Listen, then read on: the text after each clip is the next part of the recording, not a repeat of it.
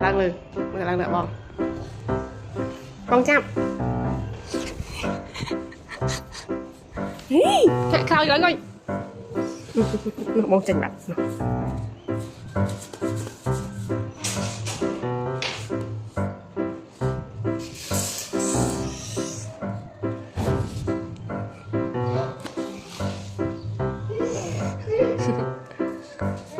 Gitu. Đúng.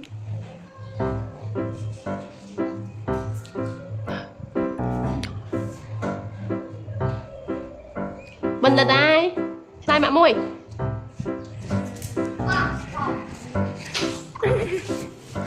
Mình là ai?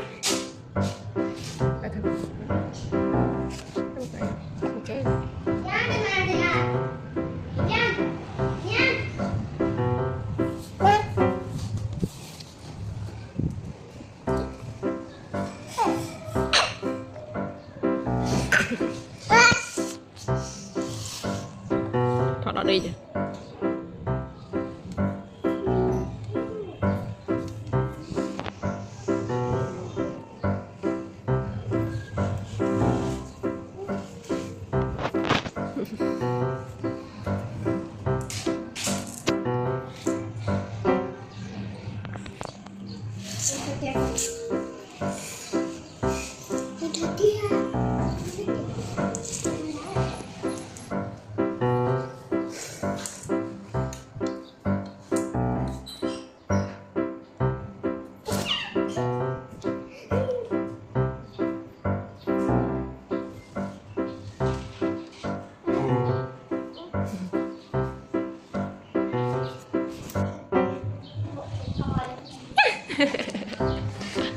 Ấy chứ, người chơi.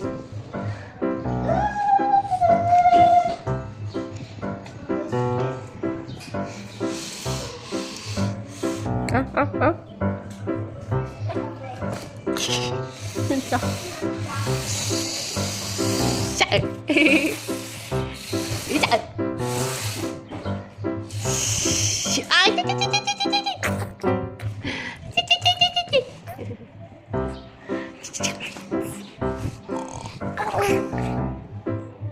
một thôi chưa một thôi chưa thấy chưa đấy tôi lời chữ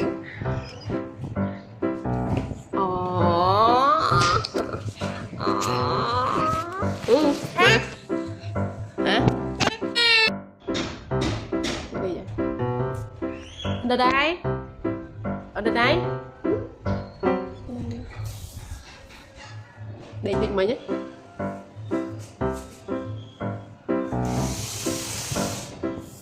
đây là một phòng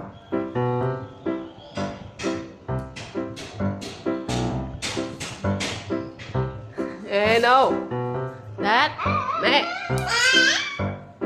cái nhảy kì ê Dad no ở lên chăng này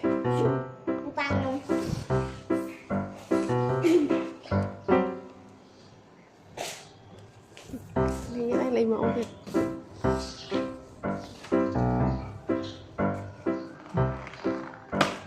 ồ nè ô thì hơi trái